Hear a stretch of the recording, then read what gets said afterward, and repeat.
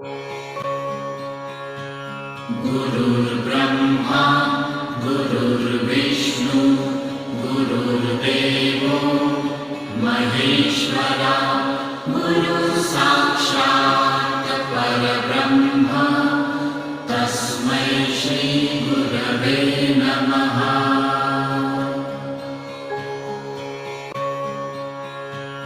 Guru Brahma, Guru Vishnu, Guru Devo, Maheshwara, Guru Sakshat Parabrahma, Tasmai Shri Gurave Namaha.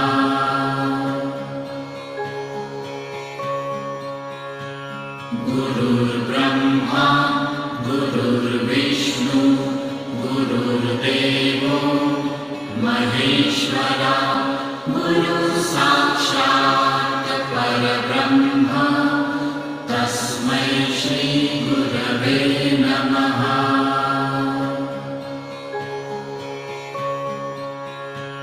Guru Brahma, Guru Vishnu, Guru Devo, Maheshwara, Guru Sakshat Parabrahma, Tasmai Shri Gurave Namaha.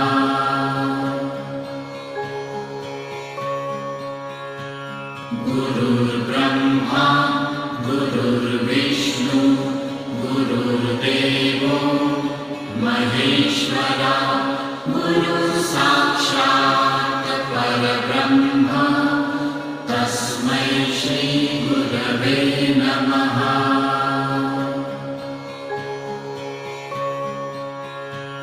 Guru Brahma, Guru Vishnu, Guru Devo, Maheshwara, Guru Sakshat Parabrahma, Tasmai Shri Gurave Namaha.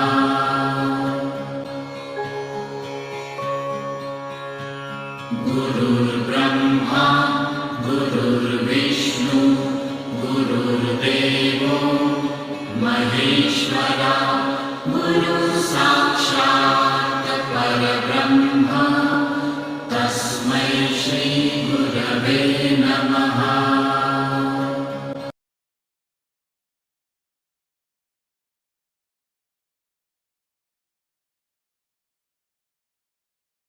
Om Shri Paramatmane Namaha. Om Shri Paramatmane Namaha. Om Shri Paramatmane Namaha. Om Shri Gurubhyo Namaha. Atmavandan everyone, and a very warm welcome to you all today. Thank you so much for joining today's session. So today we're going to carry on where we left off on this amazing chapter with the book for the Compassionate Buddha by the very learned Anandamurti Guruma. We're on chapter 20, I think it is. Just double check. Sorry, apologies. Chapter 21. The one who starts arrives. So that's the chapter we're on. We're on page 212. So we'll read this chapter and then we'll have a short meditation, and then we'll have some time to reflect and look back at the key learnings from today's chapter. So the last couple of paragraphs we finished on yesterday were a man overcome by anger will never understand any words of wisdom imparted at that time. In anger, you harm not only the other, but also yourself too. And when the anger subsides, one then becomes contrite and starts to regret one's behavior, saying that I was not in my senses.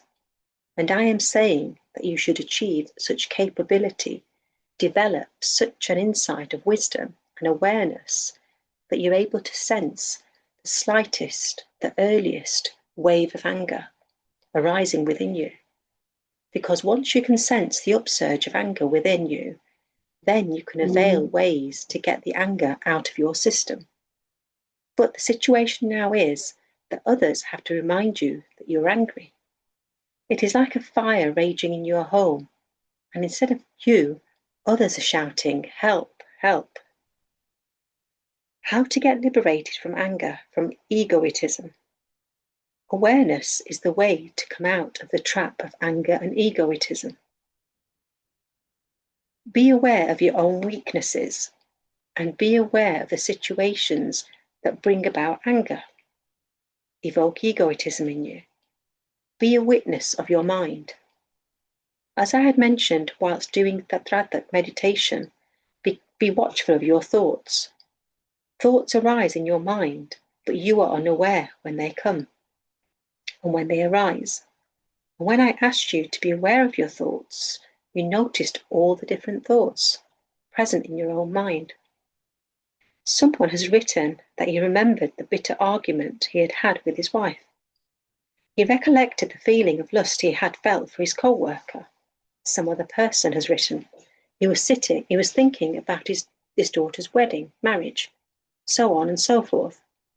Now the thoughts that you all had, is that they occurred only at the time of meditation, not before or after that?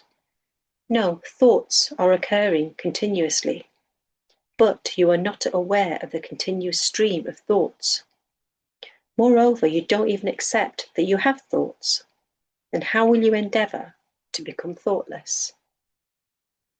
This morning you did the first step of Anapanasati Yoga, which was just watching your normal breathing. Until next morning, it will be very beneficial if you practice this. And whilst observing your breath, if you encounter thoughts, then watch the thoughts. This is because just as your breath is separate from you, your thoughts too are distinct from you. When you become aware of the anger rising within, it is important that you don't focus on the inciting person or situation.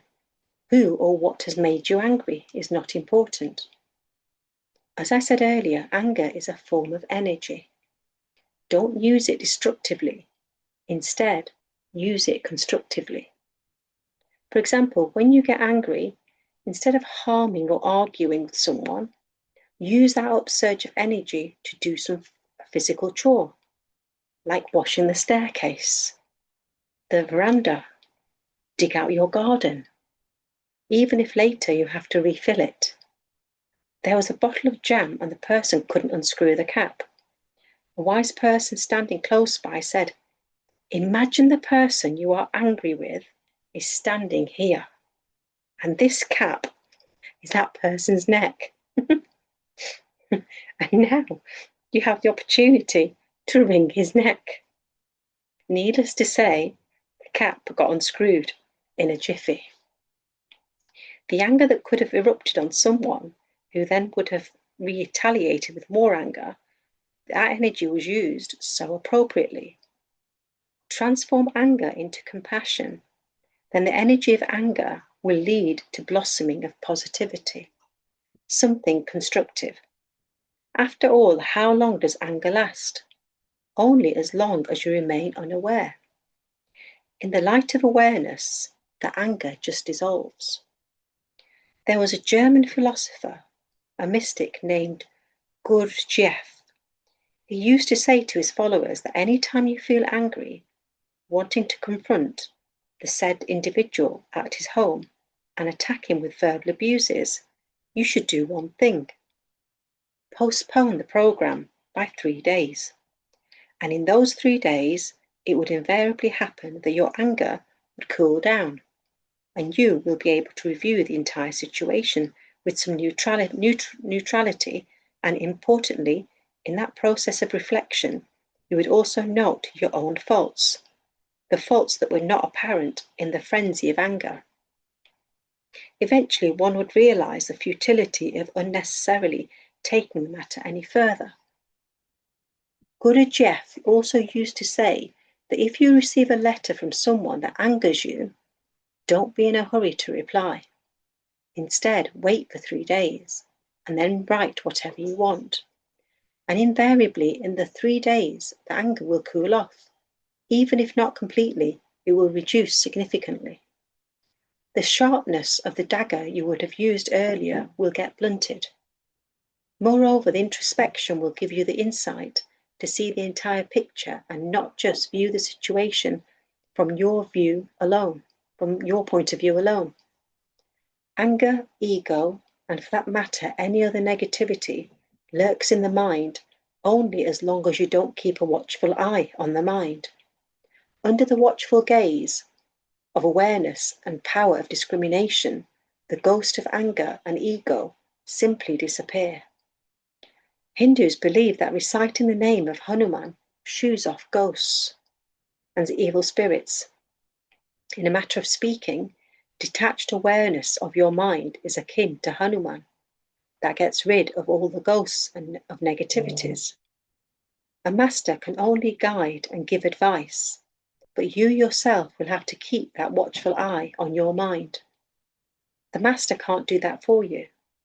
Any meditation is the only way to increase this inner awareness. Question: I find it difficult to sit for the 40 to 45-minute meditation sessions. No good experience lasts, which make it all the more difficult to continue sitting. Moreover, no matter how hard I try, my attention gets distracted by what other meditators are doing, and that leads to an uncontrolled stream of thoughts. First of all, you say that you think your meditation for 40 to 45 minutes is going well, whereas the fact is that if it wasn't going well, you would get up within 5 minutes or so. You are able to sit for 45 minutes and yet you say that the session wasn't good. The problem is that even before you sit for meditation, your mind has already decided what all should happen for it to label the session as good. For example, you should visualize something like the face of a deity or a guru, see some flashing light, hear some sounds. All in all, feel good and feel happy. But when I have ever said that with closed eyes, you will be seeing some vision, and this is a parameter to judge how good your session was. But when have I ever said that with closed eyes, you will be seeing some vision, and this is the parameter to judge how good your session was? My dear, if you want to see something, why not see it with open eyes? The world is so beautiful, so much beauty everywhere. It is utmost essential that you clearly understand this. Meditation does not mean feeling joyful or happy. Meditation is all about experiencing the state of thoughtlessness and rising of the supreme consciousness. Now, with the rising of this consciousness, it is more than likely that one will experience a sense of deep peace, which you could label as joy or bliss.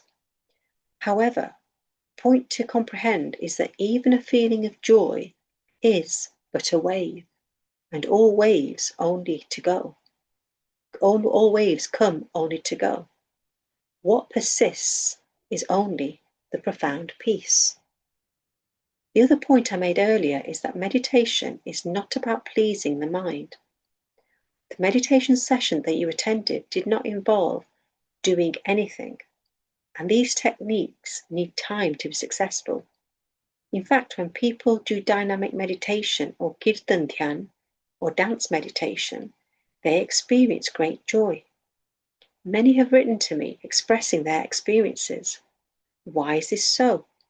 Simply because dynamic meditation entails active use of breath, which increases the energy levels in your body and mind. And this is a feel-good factor.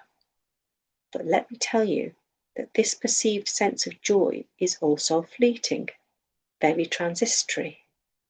The result is not going to be deep or lasting, because although you feel good whilst meditating, but soon this feeling goes away, and the underlying chain of thoughts persist. The underlying unawareness remains as it was earlier. Status quo. Buddha was a philosophical visionary. and also a scientist, an intellectual. He said, "What's the use of momentary joy? True achievement is in attaining the state of eternal supreme consciousness, which you awaken within yourself." I reiterate that the aim of meditation is not to obtain a sense of happiness. It is not about making you feel good. The object of meditation is the rising, the awakening of the inner consciousness and evolving your awareness. It is this awareness, this consciousness, which not only alerts you to all your inadequacies and negativities, but also shows you the way to overcome all the fallacies. However, the mind keeps asking for toys. So this time I thought I won't give you any toys, but give you the knowledge as it is. The one who possesses knowledge as it is, he is known as Tathagat, the one who states reality as it is. Buddha was also known as a Tathagat. Buddha stated the reality as it is. No frills, just plain truth. But this is not palatable if it is too dry for the liking of most people. People don't see themselves as they really are, rather as what they would like to be seen as. Plain truth is bitter to most. Hence, one has to come up with ways to make it attractive to your mind.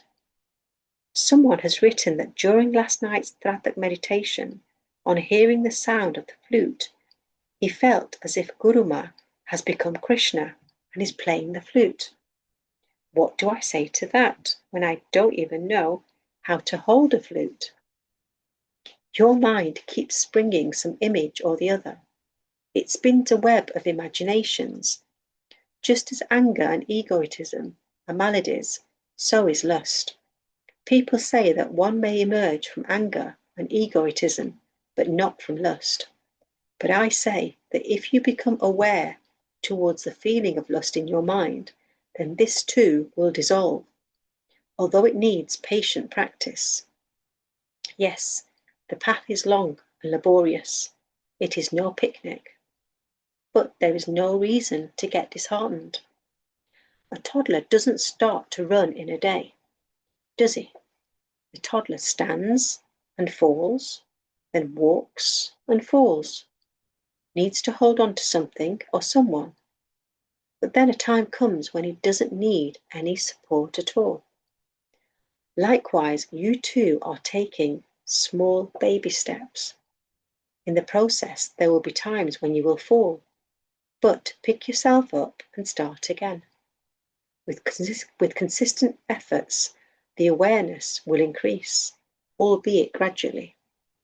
And the day will come when you will be extremely alert to the upsurge of any negativity within, be it anger, ego, lust, greed, etc. And in the light of your detached observation and awareness, they will just fade away. The stream of thoughts will start reducing, their frequency will start to dwindle, and the state of thoughtlessness will not be far then, when the mind becomes empty and you finally become alone in the true sense of the word. The one who has experienced this aloneness is the true fakir, a sadhu, and the true master. In that state of aloneness, the fakir who is drunk with the wine of inner awareness is totally oblivious to the external world. Then no difference remains between a king and a pauper. He himself is the king, and he himself is the pauper. All shackles, all bondages of attachments simply drop off. He is at once the King of Kings and the poorest of the poor beggar. For what could be greater wealth than the inner contentment? At the same time, he is the poorest of all, for he berefit of ego. That state of being is beyond the realm of time and space. Then nothing can touch him, not even death, for he becomes the eternal, all-pervasive. All that is left in him is all-encompassing compassion. and the sweet throbbing, the tender ache of love, love for the divinity. There are ways to reach this destination as guided by the Guru. Kabir says, once you get your Guru, then there is no question of the seeker's devastation. Then neither time nor death can touch the seeker. He becomes indestructible. Then all that is left is a sweet ache, pain of love. It is this pain of the love for the divine that makes the person carefree like a madman. And it is this divine madness, this pain of love for the Lord, this enamored state of being that makes someone a fakir. Kabir has stated the attributes of a fakir, the one who has compassion, tender pain of love in his heart, the one who is carefree like a madman, sprightly, mirthful. He is a fakir. And there are ways to reach this state of being a fakir. But one has to first become a true seeker and follow the practices sincerely with devotion and dedication. Only the one who starts walking will arrive at the destination. And how will one reach? By making the earth your seat and sitting erect in meditation, your head held high like the sky, wearing the garb, the clothing of mental virtuosity. The one whose mental virtuosity has become his garb, his clothing, he is the true seeker. And one day this very seeker who has started walking on the path will arrive at the destination. And the moment he arrives, gets enlightened, he becomes a fakir. Okay, now we're on to the next chapter, which is chapter 22, page 218. What world, a grand cosmic illusion. In darkness, one seeks lamp. I seek an object which is beyond. What to read, what to hear, why to read the Vedas? What would you gain by reading or listening if you don't find Lord easily? Why don't you chant name of Hari? Why do you think again and again? Saith Kabir, I have known, only then could I believe. I know the truth, but people don't believe. Well, what can I do? Tulsidas says all that is perceived by the mind is nothing but a grand cosmic illusion, Maya. The reality cannot be seen with these eyes, as it is beyond the perception of the mind. What you see is untrue, and what is true cannot be seen. A conundrum, indeed. Reality, as it really is, cannot be seen with the eyes. The eyes can only see illusion. Eyes cannot see God. And the foolish man bemoans, when will I see God? Well, you will see God only when he becomes an illusion. When you sit with closed eyes, attempting to meditate and use the face of any deity, Guruma or any other guru, does that mean they are really there? No, it's nothing but your mind's imagination. And the mind can only visualize that which it has seen and already known. For example, you could visualize my face in your meditation session only after you saw me, met me, and got connected with me on an emotional level, not before that. So remember that the Guru you imagine through the faculty of your mind has got nothing to do with the outer Guru. Earlier your mind used to visualize the world as it was fixated on the world. But when the attachment to the external objects and people started to weaken, and simultaneously the devotion and love towards the Master started to strengthen, your mind started visualizing the Guru's face. It is like the occurrence of an eclipse. At the time of solar eclipse, one cannot see the sun, as the moon comes in between the earth and the sun. It is difficult to see a solar eclipse, and neither should one see it with naked eyes, as it can damage the retina. But one can watch a lunar eclipse. Astrologers have their own viewpoint about these eclipses. Some advise not to see the moon on a lunar eclipse, and if you do, you will get defamed. It is said to be inauspicious. How can that be true? You will get defamed. It is said to be inauspicious. So how can this be true when the moon is a part of the divine creation? So how can gazing at him be inauspicious? But the ignorant man lives with such fear. He cannot enjoy the beauty of the Lord's beautiful creation. At the time of the lunar eclipse, the moon gets obscured by Earth's shadow and eventually looks like a dark blob. When the period of eclipse gets over, the moon begins to reappear gradually, and one can see the whole moon once again. The eyes that watch the entire event, from the fully visible moon to the partly visible and then completely invisible, and the reverse process until it becomes fully visible again. Those eyes remain the same, but the observed scene changes. Now you tell me, are the eyes that observe the scene bigger than the scene being observed? Or is it the other way round? The eyes can see the moon, the sun, which is huge in size and shape.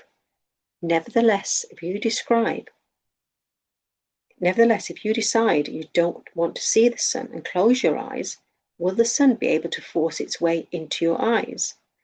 It entails that then the eye, the observer, is bigger than the scene, the observed object. No matter how enormous the object, or indeed how distant, the eyes can even see the stars that are so very distant.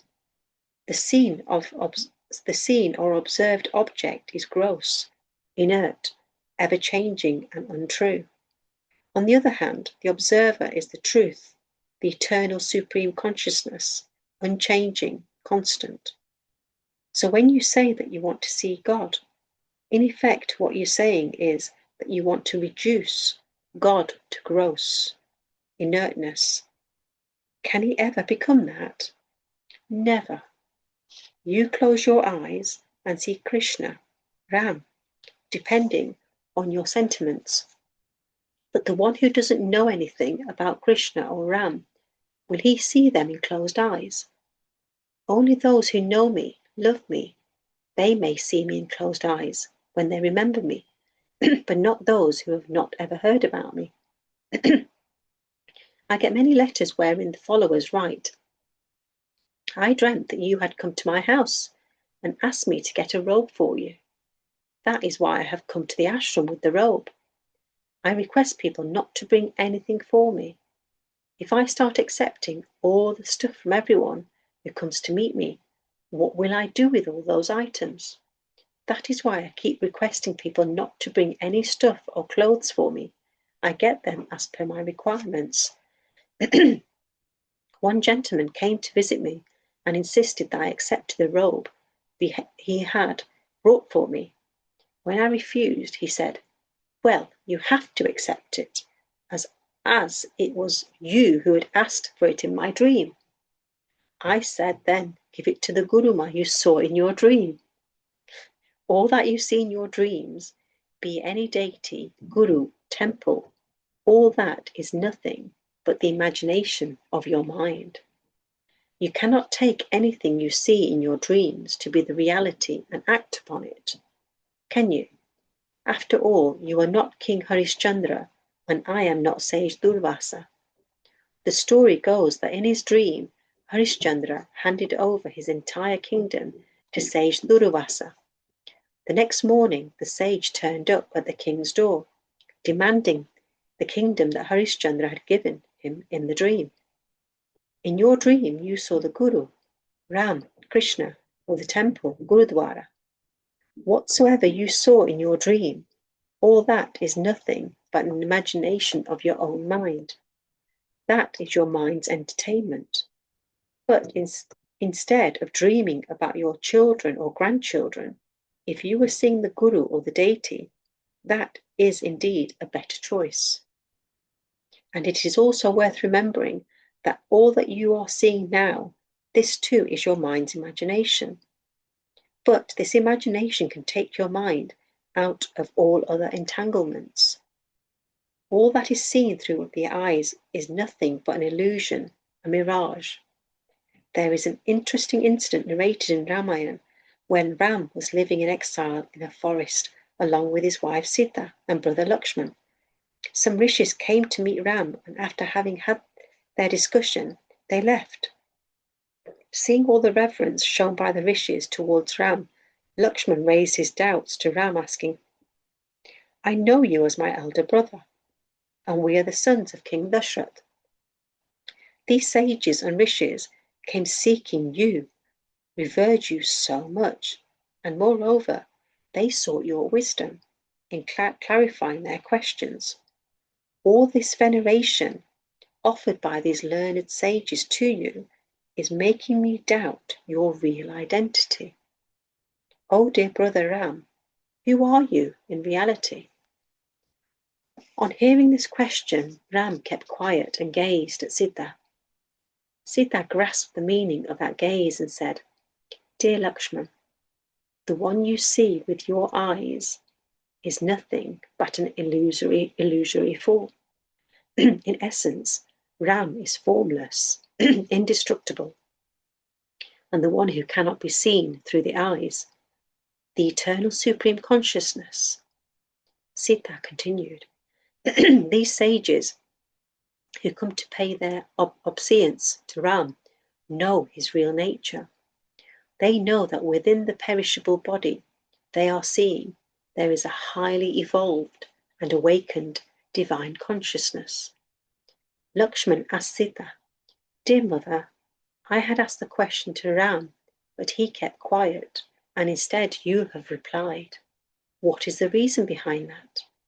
Sita replied, "Dear Lakshman, your question to Ram was, 'Who are you?'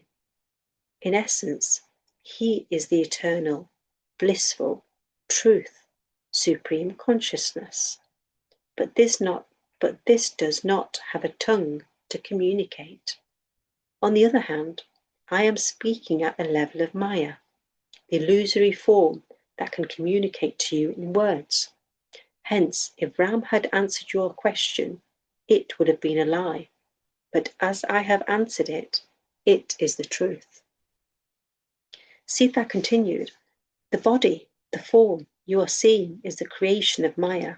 It is illusory, but the source that enables this Maya to function is the formless, eternal, supreme consciousness residing in the body, in the form. The formless Ram cannot be seen by these eyes, and the form of Ram that these eyes are seeing is illusory." Lakshman persisted, "Why can't I know the essence of formless Ram?"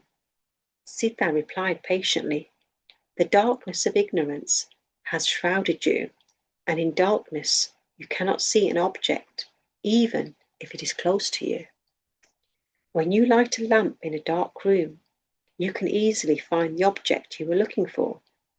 Likewise, in the dark alleys of your mind, you need to light the lamp of the supreme wisdom. In that light of wisdom alone will one be able to know the formless Lord. Moreover, the lamp of wisdom is within you, and the Lord you are seeking is also within you. Is it not strange that despite this, man never turns his attention to the Lord within? What's the point in reading the scriptures, the Vedas and the Puranas? How will this benefit you if you cannot easily know the Lord who is right within you?" But the problem is that people want to pass their time. Hence, whether they attain God or not, they pass their time by reading scriptures and books. A sage in Vrindavan used to tell the story. Once an old man started reading the Bhagavad aloud, and he was reading it, putting in all his emotions, his sentiments. The line he was reading was, "O beloved Krishna, when will I get your darshan? When will I be able to see you? I am dying without your presence." The story goes that no sooner had he read the line, Shri Krishna appeared before him. Seeing him, the old man got startled and worried, as he thought the Lord had come to take him away. He was going to die. So he asked Shri Krishna, "Lord, you and here?" Krishna replied, "Dear, you were calling me with such passion and devotion that I had to come." The old man quickly said, "It wasn't me who was beseeching you to come. I was merely reading the story mentioned in the Bhagavad, merely reading aloud what the devotee in the Bhagavad story was saying. I want to live for another 20, 30 years, as I have a lot of unfinished business. So you may take leave now." If there is no real thirst to know, to seek within, and if there is no dispassion to the worldly attractions, then why bother reading scriptures? Of what use is that? When you don't want to buy anything, why waste your time in doing window shopping? People simply use the ruse of scripture reading to pass their time. And the priests further fool you by instilling in your mind, in your head, that if you have any problem, any misfortune, any illness in your life, simply read the said scriptures for 20, 30 times. That will take care of all your problems. Whereas the truth is that none of the scriptures ever mention that by reading them, one's worldly woes will be taken care of. None of the scriptures ever say this. So, not only are people reading scriptures to pass their time, moreover, they are using it as a remedy for all their worldly sufferings and misfortunes. They use these under the misguided belief that just by reading the scriptures will fulfill all their desires. Is there any comparison between true devotion to the Lord and this garbage of worldly affairs? It is like you desire precious stones in return of your garbage. A sensible person will realize that this is an implausible bargain. Even a child would know that. Try giving a child a change of 10 rupees and in return ask him to give you a 20 rupee note. Will he? Furthermore, if you give him change for 50 rupees and ask him to hand over a 10 rupee in return, he will completely comply immediately, thinking what kind of a fool you are to give away the money. One can understand the desire behind making more than what one has invested, but the desire for making a loss in return of having invested so much, that is ludicrous.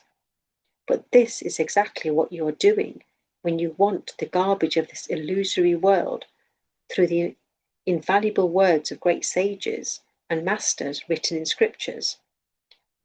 Scriptures are not meant to be read or senselessly parroted. They are meant to be contemplated upon, to be reflected upon, so that the essence percolates in you. Kabir says, "I have experienced the truth and I am in bliss. I don't care if the entire world doesn't believe in my achievement. People say, a poor weaver's son and attainment of the highest. That cannot be possible. But if you don't believe, that is your problem. I know what I have attained, where I stand." People ask, how long will it take for them to get enlightened? It doesn't take lifetimes to eradicate the darkness which has been accumulated over several thousand lifetimes. Say, if you have a room in the attic or basement which has been kept locked for several years, it has never been opened, then one day you decide to check the room, and on entering you find it filled with darkness. So you fetch a lit candle and re-enter the room. How long will it take for the light of the candle to eradicate the darkness? Days? Weeks? Years? Hardly. Here you throw the light in the room and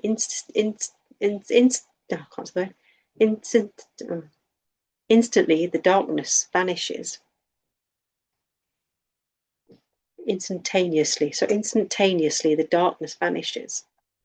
Likewise, although since several lifetimes your mind has been asleep in the darkness of ignorance, the moment the lamp of wisdom lights up within you, at that very moment the darkness of ignorance will disappear forever. That is the reason I keep repeating that in this very lifetime you can eradicate the darkness of ignorance, and in this very lifetime you can get enlightened. And no sooner you light his lamp of wisdom within, in the blaze of light, all the attachments and bondages simply dissolve away. How much time is needed?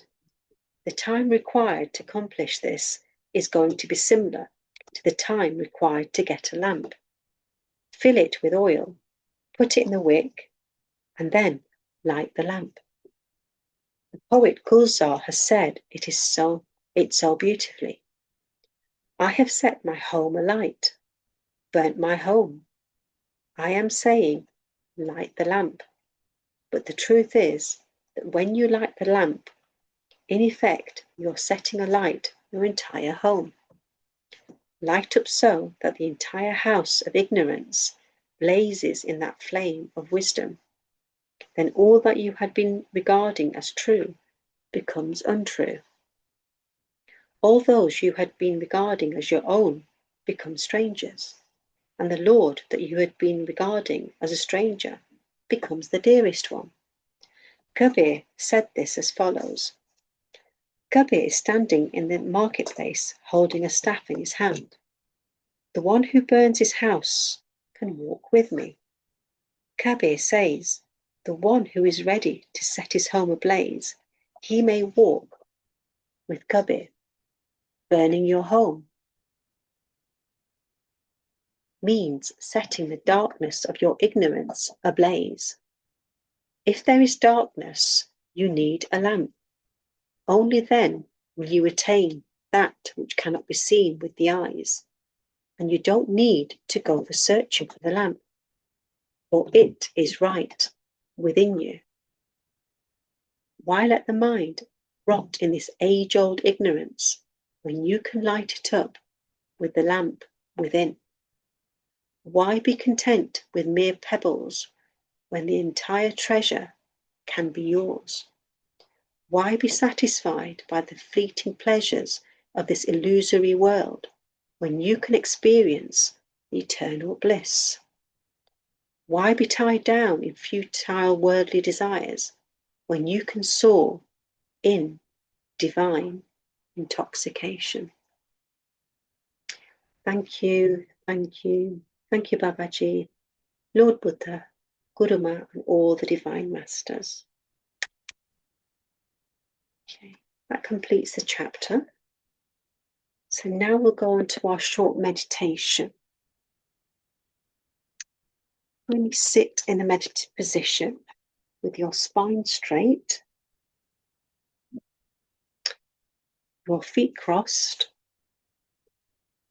clasp your fingers into fingers, remove any glasses if you're wearing them,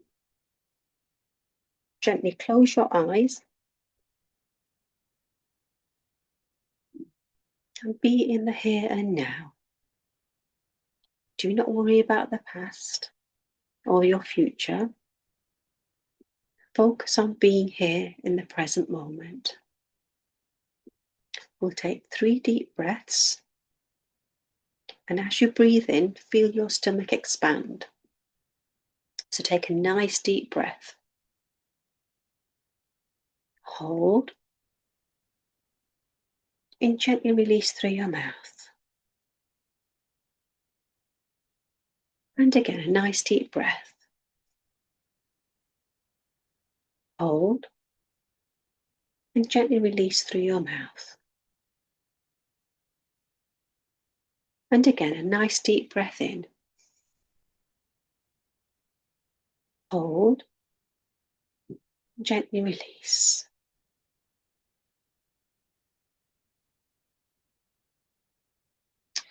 And as you breathe out, feel your shoulders being lowered so you feel comfortable, at ease and relaxed. Take your attention to your feet, the sole of your feet, the top of your feet.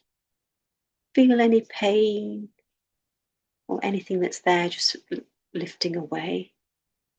Just feel as though your feet are totally relaxed and light. Focus on your calf muscles, shins, knees, thighs, hip area, and feel totally relaxed. Now take a look inwards and feel as though all your organs are totally in sync and relaxed. That's your kidneys, stomach, pancreas, intestines, heart, lungs. Everything is working like magic, and everything's working as it should. Now take your attention on your shoulders. If they feel a bit tense, just shake them away and feel totally at ease. Your upper arms, lower arms, fingers, totally relaxed. Your neck, front and back, totally at ease. Your ears, top of your hair, back of your head, facial muscles, forehead, eyes, nose, mouth.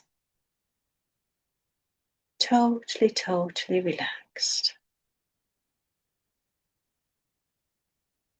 And now that we're in this state of being relaxed, peaceful, feel yourself as being this beautiful bright light within that's burning so brightly, and it's sitting within the middle of your eyebrows.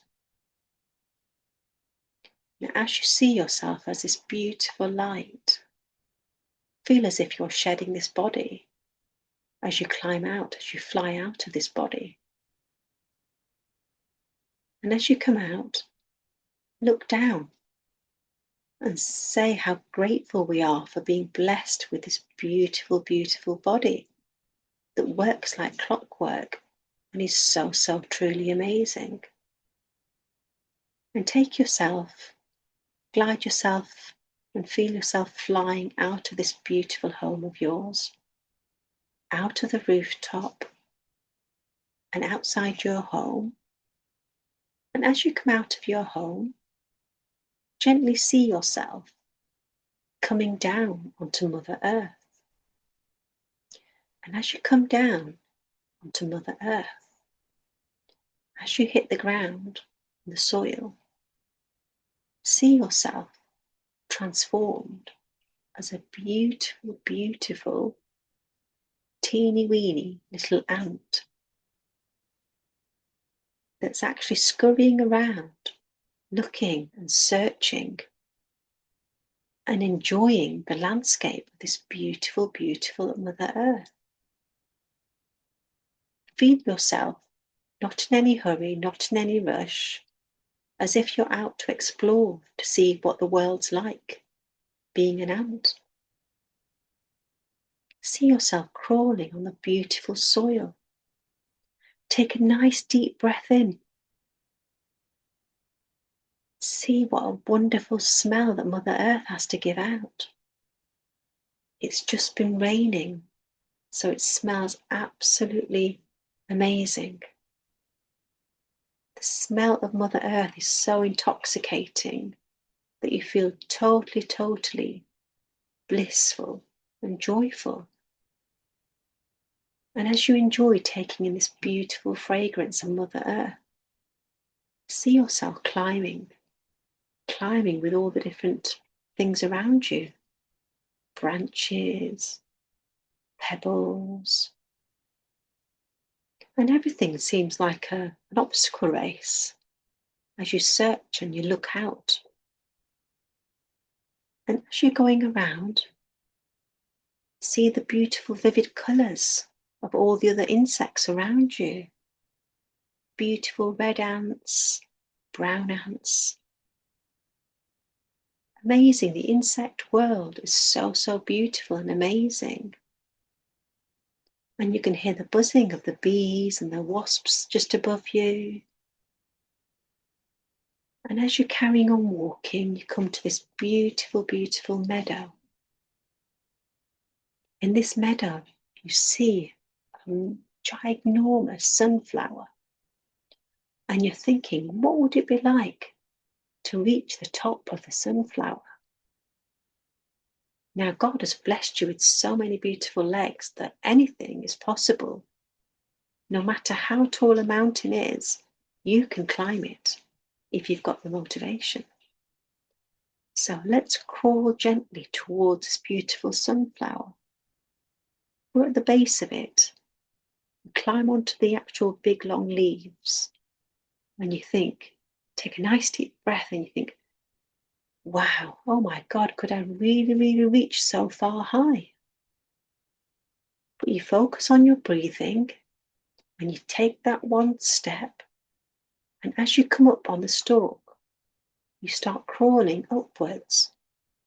You get to see more and more. The higher you climb, the greater your vision. And you're humming to yourself and singing to yourself how lucky you are to be able to crawl on this beautiful sunflower. What an amazing experience. And as the sunflower sways in the wind, you too sway in the wind. But you're really enjoying this experience. And as you gradually climb higher and higher, you can smell the beauty of the sunflower. It's so enchanting, it's as if it's calling out to you and welcoming you. And as you climb, bit by bit, you get closer and closer to the goal of reaching the actual flower. And as you get further up, you get to sit in the actual flower. And you sit back and take a nice deep breath as if you're sunbathing in the flower. You're basking in the sunshine. And as you sit there, the sunflower is smiling at you and saying to you, welcome aboard. Good to have your company. How welcoming this beautiful sunflower is.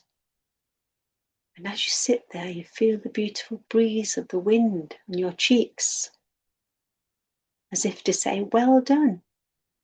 Patting your back, you made it. You reached your goal. You reached your purpose of what you wanted to do today. So you're feeling very happy, really motivated. And you look towards the sun and you show your gratitude for giving the beautiful light to make all flowers, all plants grow and to help us. Without the beautiful sunshine, we would not be able to survive. And in this deep thought of gratitude, say thank you to the beautiful sunflower, bow your head and say, until next time, I'm going back to my family now. So gently jump off the flower head, back onto the stem on the stalk of the sunflower, and now we're going downwards. Now this is an easy breeze.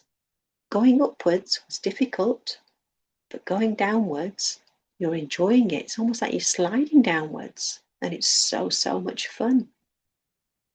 And as you come by, you swing on the leaves, and you're having so much fun. It's such an adventure. And you made it. You're so happy. You had a goal to reach that beautiful tall sunflower, and you've done it today. How amazing. So pat yourself on the back, and as you come to the last stem, gently jump off and then take a bow to the sunflower to say thank you and scurry along. And as you come along, you see your family and friends, all as ants, waiting for you because they all stick together saying, where did you disappear to? But you just say, I just had an amazing experience. and gently join the rest of your ant family. And as you join them, you're giving each other such a big hug, and you feel the love and warmth in all your family and friends and everybody that's with you. And you crawl back to Mother Earth and back into your ant nest where you belong. And as you leave this form of an ant, see yourself as a light again. Now out of the form of an ant, leaving Mother Earth, bow down to Mother Earth in gratitude for giving us so, so much. From the soil, minerals, the food. We could not survive if it wasn't for Mother Earth. So deep, deep gratitude to Mother Earth, Mother Nature, for all this beautiful scenery, the trees, the plants, all the plants, animals, insects, birds. Deep, deep gratitude to all the seasons, the 5 elements, for this amazing experience we've just had today. Deep, deep gratitude to all our gurus, all our teachers, for helping us and supporting us every single day. Deep, deep gratitude to our parents, grandparents, our ancestors, for all their hard work and dedication and giving us what we have today and making us who we are today. Deep, deep gratitude to our partners, spouses, children, for helping us and supporting us in this amazing life that we have. Deep, deep gratitude to everyone who's been in your life and supported you in some shape or form, whether that be your neighbour, colleague, stranger. Everyone has that divine light within them. So deep, deep gratitude to everyone and everything in your life. And as you show this gratitude, you see yourself as this beautiful light returning back to the neighbourhood, into your home, back into this beautiful body of yours. And now you're one in your body again, feeling totally, totally at ease, totally, totally peaceful, and feel happy that you've had the experience of being an ant, even if it was for a few minutes. Now gently rub your hands, place them over your beautiful eyes. 5, 4, 3, 2, 1. Gently open your eyes, but your hands still covering them. Take in this beautiful, beautiful cosmic energy that we've just received. Spread this over your beautiful face, head, ears, neck, shoulders, arms, chest, stomach, thighs, knees, legs. Just enjoy the peace and tranquility that we've just experienced. Thank you, thank you. Thank you, Babaji, Lord Buddha, Guru Ma, and all divine masters. And thank you so, so much for joining me today and sharing this wonderful experience with your divine energies. Thank you, thank you, thank you. Thank you, Meena ji, for such a wonderful session. Very deep. All chapters are very deep, actually, not just this one. So many things in this chapter we learn, like when we are doing meditation, so many times we say that like physically people are there, mentally and emotionally they are completely lost, and they are wondering what other people are doing, during the meditation. And end of the meditation they were like, because they are what I personally experience is like you're using your brain, and when you're using your brain you won't go to the thoughtless state, and as you're not going to the thoughtless state, your mind start wandering, because as Guru Ma mentioned that you already created this before the meditation, that you are not allowing yourself to, sit in a nice meditative posture. So after 5 minutes, that's why you give up, because that is the limit. And so many time, even in our sessions, sometimes if masters are, or anyone who is not means going with the energy, even I say straightforward, please leave the sessions, because no point if your soul is not there, no point of receiving any, at the same time you're disturbing other people. And very beautifully Guru Ma explained so many things about the things we see in meditation. um, and it hit me about our morning unified session today, how Mahavtar Babaji told me that to tell them to call them their name, and then say, rather than looking for anyone, right? And the same thing what Guru Ma said, like we have these pictures of our deities. We don't know who created all these pictures, and we think when we see these pictures, we think that we connect with them through those pictures, right? This is my deity. But if there is one devotee in Punjab who was worshipping a stone, and for him means he went to a mandir, temple, but he was not allowed to go there. So he was asking the priest that how can I find the Lord? He said that the Lord is in a stone. He gave him just a piece of stone.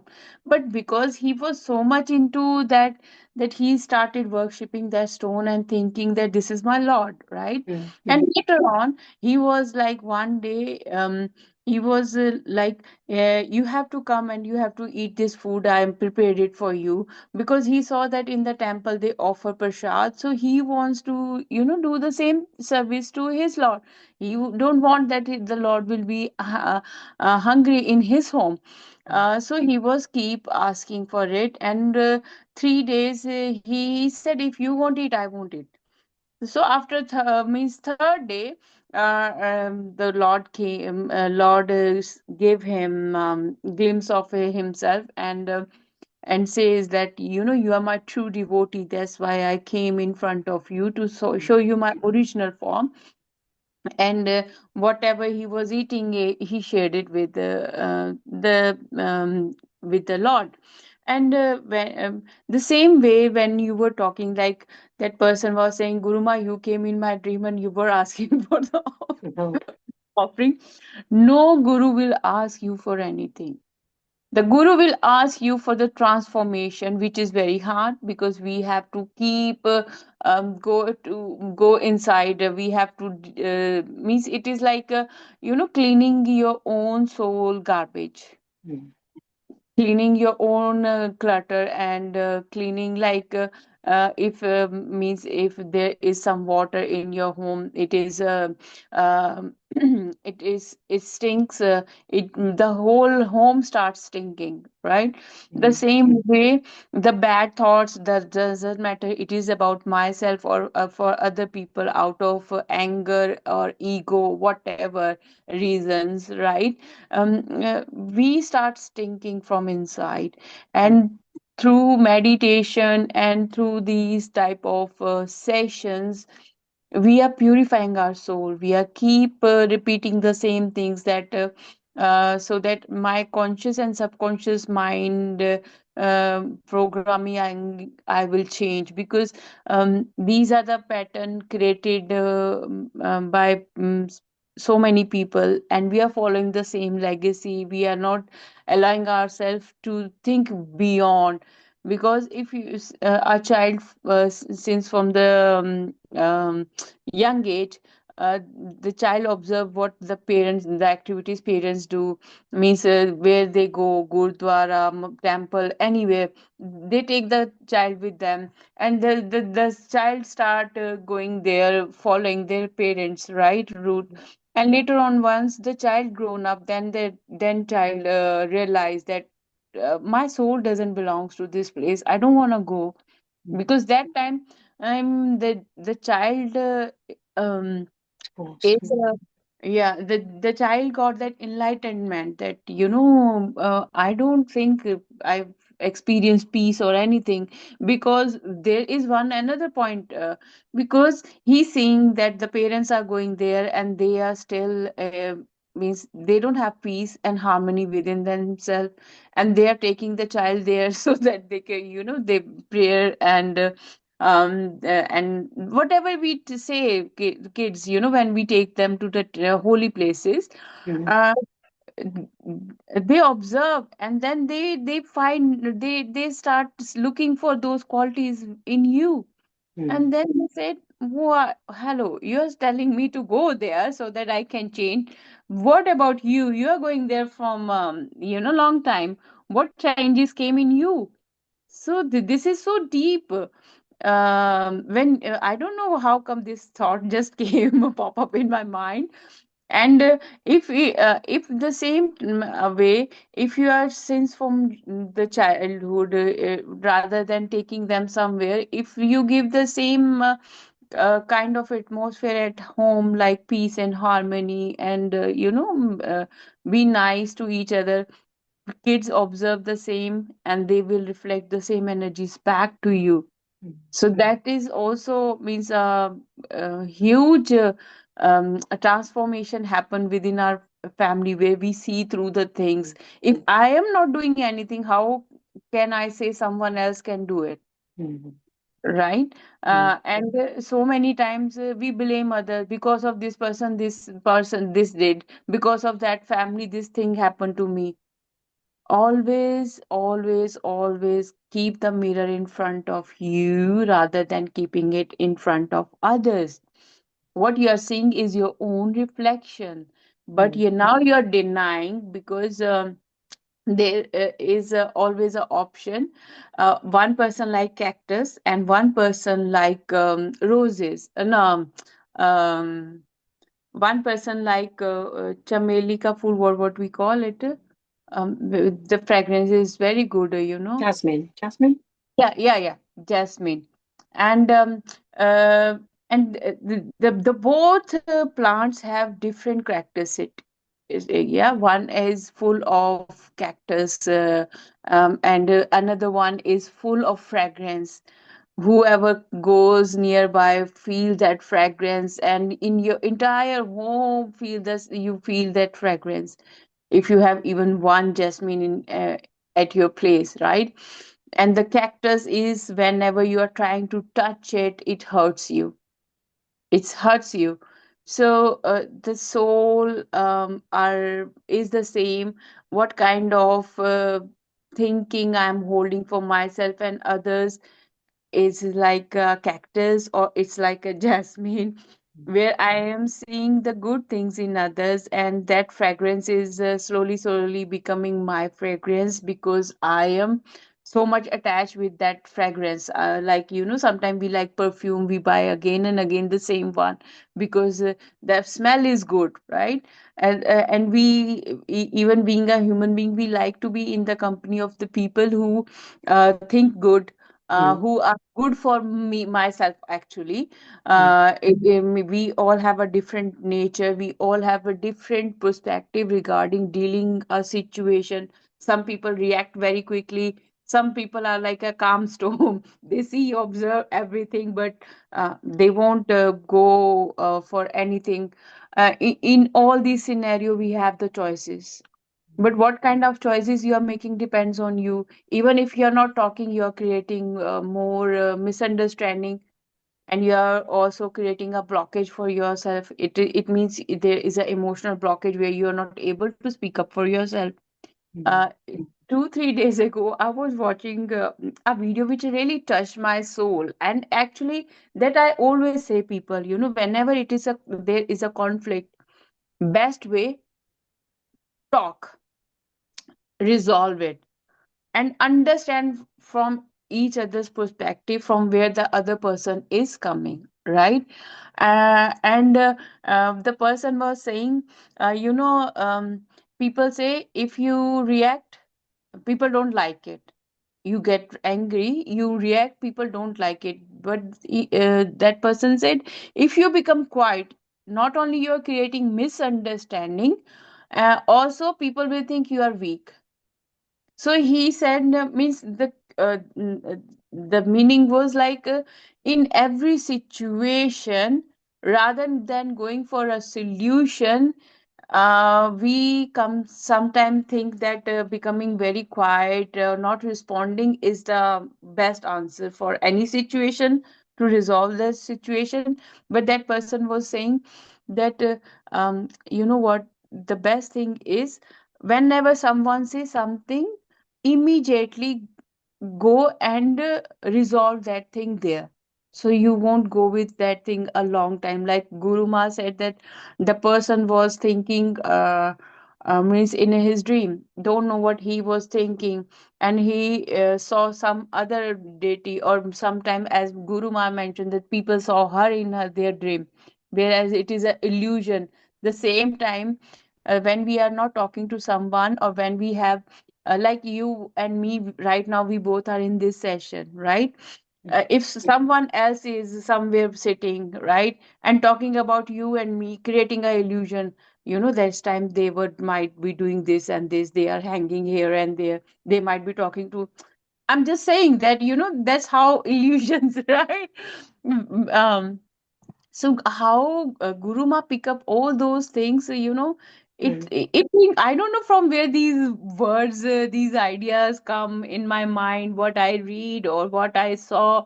It is coming like, whatever you're reading or doing, divine is sending you the same alignment of videos, same alignment of topics.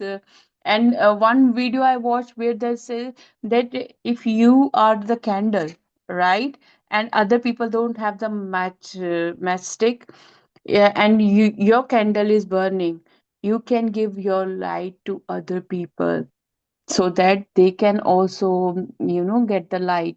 So we have to be like that light, where our gurus are keep teaching us, focus on yourself, don't focus on any physical form, go for formless forms.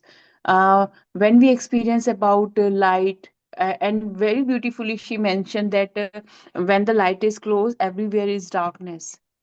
We are aware, here is my table, here is my chair, here is my bed, even though the light is closed, we can walk through the things very clearly, right? But why that thing happen when it is darkness, when it is light, why we can't means notice that thing?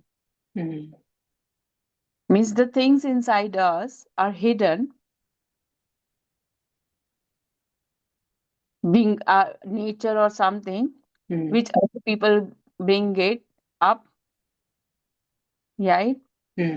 But because the soul inside my darkness, I know where I am, what I am doing.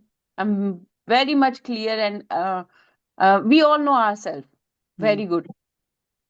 But still, if someone is showing me light, I won't see that part. Sometimes we have to listen to others also.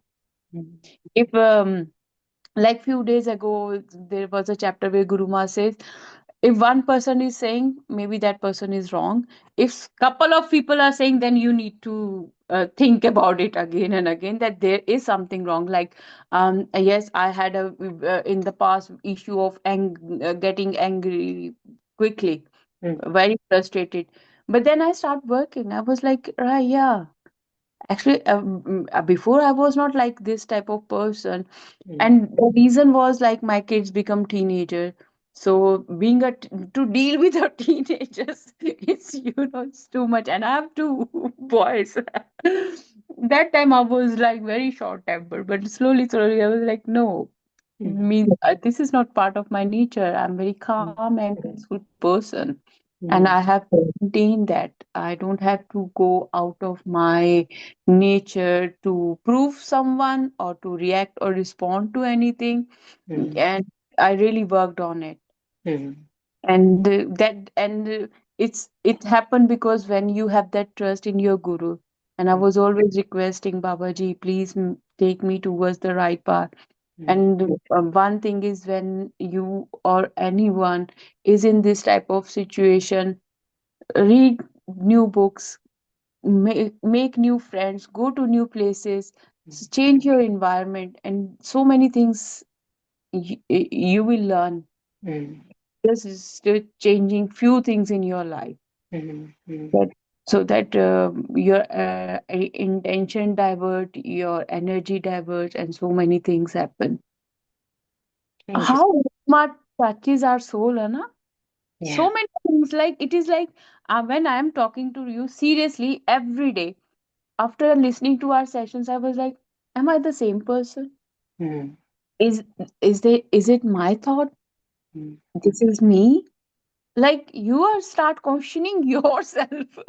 It's like little mini light bulb moments, isn't it? And that time for introspection as to how can I correlate to what's being said in this chapter? How can I relate to that example? The bit where Guru Ma says, if you've got something you're quite irate about, angry about, wait 3 days. And after 3 days, that anger will dissolve and you won't be the same person. And I like the bit where she said, use your anger constructively. So go and dig a hole in the garden or do something active where you're actually using that energy in a good, virtuous way rather than upsetting and hurting somebody and causing more bad karma to you. So walk away from the situation and use your anger elsewhere. That was a good take. And then the bit about that the light is within us. You know, there's no point just reading scripture after scripture if you're not getting the essence and you're not realizing that same divine light and same divine supreme being we're talking about resides within our own hearts. And that's what Babaji teaches as well, doesn't he? That we're made in the image of God, which means we are like God and we do have his divine qualities. So And look how these two books content is correlated. Whereas we started reunified now, like in the morning, Babaji mentioned that say your name and say these things to yourself, because once when someone calls your name, you have that full awareness. Oh, someone is calling me. It actually happened, and during the meditation, I didn't realize it, but later on, it hits my mind like, yes, if I say Monica is eating right now, then I am in this awareness. Monica is eating right now. So, like, so deep, na, how our gurus teaches us, means every time in a unique way. But the thing is, sometimes even if you try to share it with other people, and I also think, like, when you are in the meditation and when you are means reading same kind of books, then you go in the depth. Yes, when you go into depth, then you correlate with your own life. That, yeah, sometimes, yes, these type of situations happen because it is realistic. It is not like something, some illusions. And it's like we read earlier in the book where I think Guru Ma says, why just worship Krishna when you can become like Krishna? In terms of his qualities, his gun. And that's what Babaji is teaching us. Focus within and find that light within and see the same qualities of love, joy, happiness, peace, because that resides within us, and we've just got to feel that really and experience that, no? And when you keep repeating this thing, what happen is, then you see your dark side. When you're saying this thing, you see your dark side, then you start working on it. Most of the time, what happen is, we won't take that initiative where I have to change myself. We always think or expect that other person will change. And I personally believe, like, if you won't love yourself, Anna, you can't give properly, you can't take things properly. You're always finding fault in giving and receiving because you are not loving yourself. If you are in a divine, like, God created everything for us with love, right? And when someone gives you free gift, you really love it, right? But when you have to give gift to someone, you have to think about it like so many things, Anna. Sometimes we give it with a full good heart. Sometimes we like, oh yeah, we have to go. So I have to purchase this, oh my God, it's expensive. This is the end of the month. Like, so many couple of things, right? Mm. Everyone likes free things, right? But the thing is, the moment we realize that, okay, divine wants me to feel the God within myself. When I have the God within myself, I can feel the presence of Almighty in all. And always, as Babaji said, free will. Do not interfere in anyone's life which are creating problem not in our life, in other people's life also. We are so much, yeah, interfering in others matter. When someone interferes in my life, I don't like it. So how come I can interfere in someone else's business? You get entangled, don't you, into that web of other Yeah. people, which isn't good for your own I upliftment. went to some places and my kids were at home, and due to some reason, I have to stay there. And my kids, they just give me one time call, and yeah, they didn't bother me. And when I came back, and the people were so shocked, like, how come? I said they know where I am. They have the address, they have location, everything, and they know that I am here for certain reason. So they don't want, means unnecessary they call me or unnecessary. We won't bother. We won't interfere. I said they have their own choices and their life. I have my own choices, my life. Because my lifestyle is different. Their kids, their lifestyle, their friend circle is different. Their choices are different. I won't force them to go with me if they like. Because when kids are too young, yes, you have to take them with you. But once they grown up, they know means what is good and bad, and also allow them to make decision. So many times if I stop, it's not only with kids, even with the adults. If you stop someone from doing something wrong, you keep saying them, please don't do this, please don't do that, they will do it more. They will do it more. The moment you stop it, something happen, they will realize, oh, that person told me not to do this. There is a great lesson, because in the past that was my kind of bad habit. Because I was feeling like, why I'm always saying these things to people. I've been through so many things, and these are my personal life experiences, where I know that your small mistake take you somewhere else. And if you realize it on time, you can, means clear it. But even my dad used to say, he said, never stop anyone to do something. The more you will stop, the more they will do it. So allow them to do it. Once they do it, they will get the answer. And then it is up to them. They want to continue with that habit, or they will get rid of that habit. And I think this is a good habit also. So not to interfere, because if you interfere, that karma they were meant to go through could come on you, or you could become like a block in between. That's what you're saying, isn't it? It's a story like that that I heard a while ago. Yesterday, I shared that story that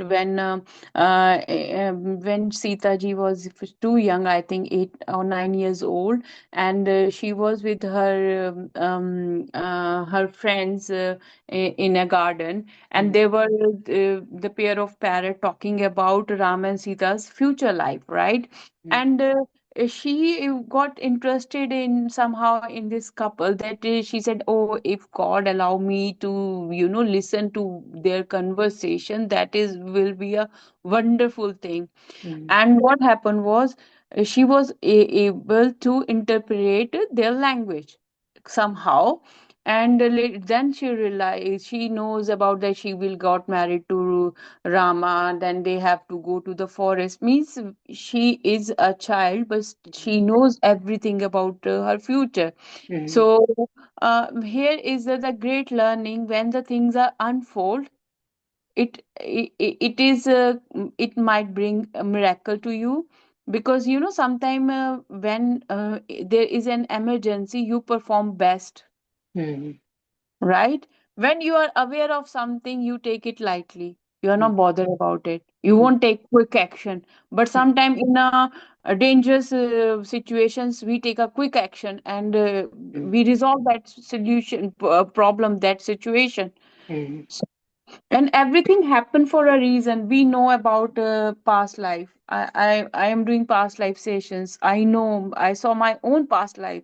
I know about my past life karmas, what I did, and how means those things I completed those tasks in this lifetime. And then Babaji said, now this is your next chapter of your life, and now you have to do this.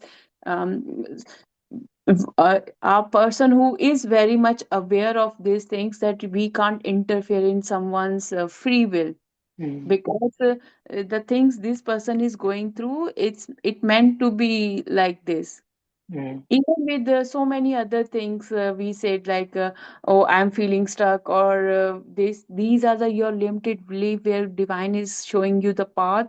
You are your own blockage. These are the pattern. That's why we are coming again and again. We know the last task of our soul is merging into infinity. To merge into infinity, first I have to accept and see God within myself. And don't be in a runner and chaser dynamic where you are going behind people and things and situation. You won't get it. The moment you are relaxed and you are saying, I am happy, I am showing gratitude for this moment, things start working, because now you are in the energy where you are already showing gratitude for the things you already have, which you were taking in the past for granted. Like, yes, from the childhood we were saying thanks to farmers, food, and all those things, but there are so many other things we never think about those things. We pray for others, but now when you see that, oh God, I'm blessed with Zoom, I'm blessed with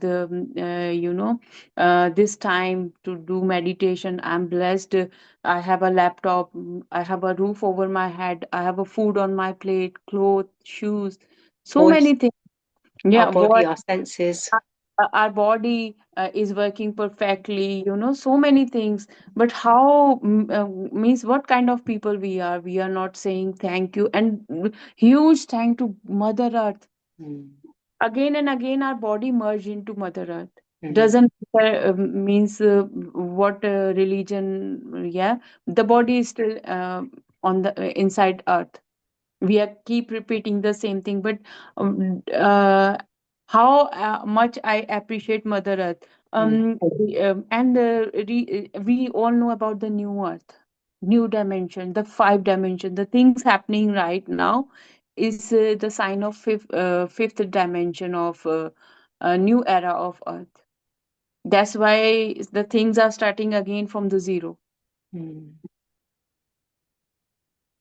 Like, so if you correlate with the things, we got these messages 2 3 years ago, 10 years ago, about the new earth, and right now we are witnessing it, how the things, like so many deep things.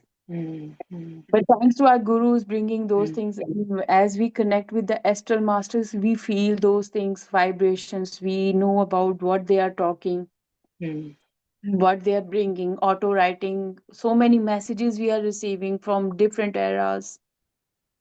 In the past, because I was not ready, so that's not the fault of the divine. That's my own fault, that I was looking for Lord in outside rather than changing my own self.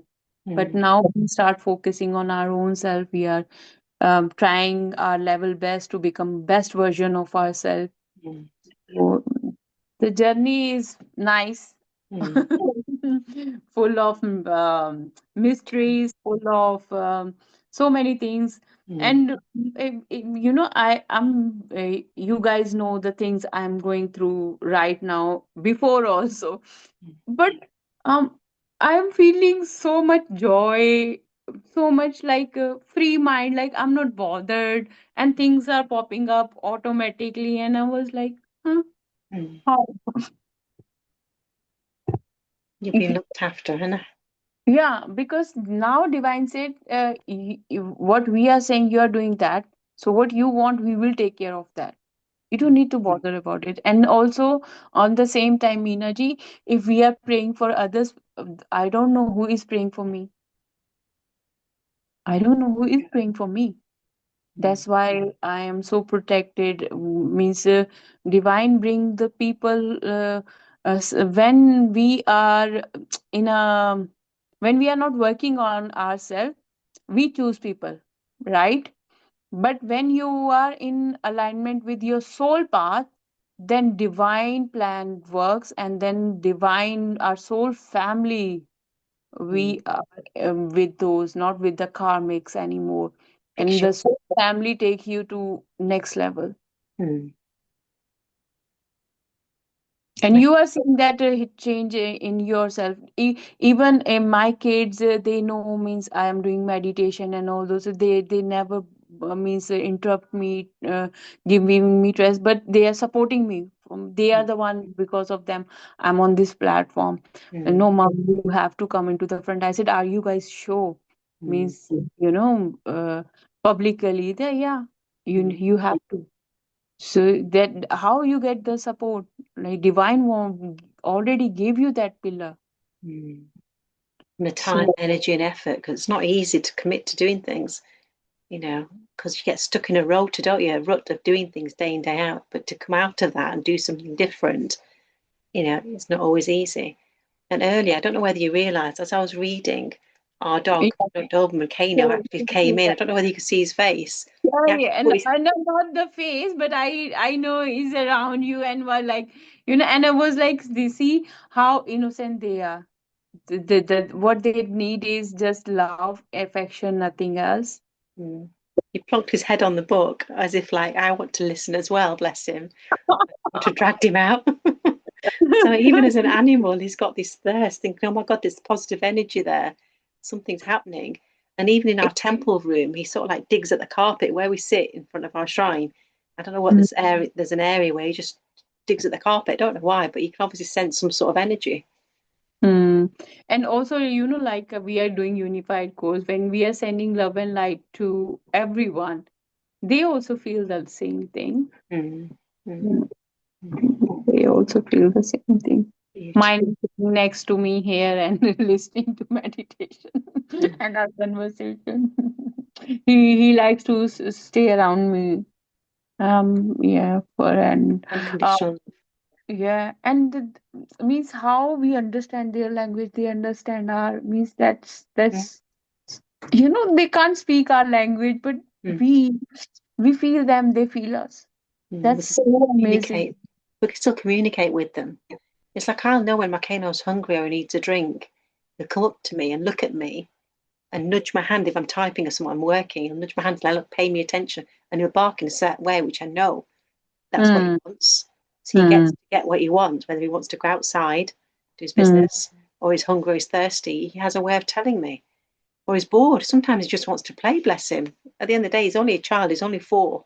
But we forget this, isn't it? 3 months old and looking towards me, like white cloth for him yesterday, and first time he wore it, and he doesn't like it, but means I allow him to wear it at least for 30 minutes, because now winter comes, then doesn't matter inside, but still need some, because they want to cover their body when we are sleeping. I don't know where he is hanging.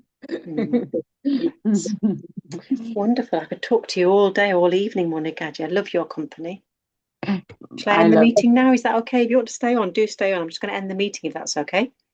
Thank Deep you. gratitude. Thank you so, so much for joining us today. Heartfelt gratitude. Thank Thank you, thank you, thank you.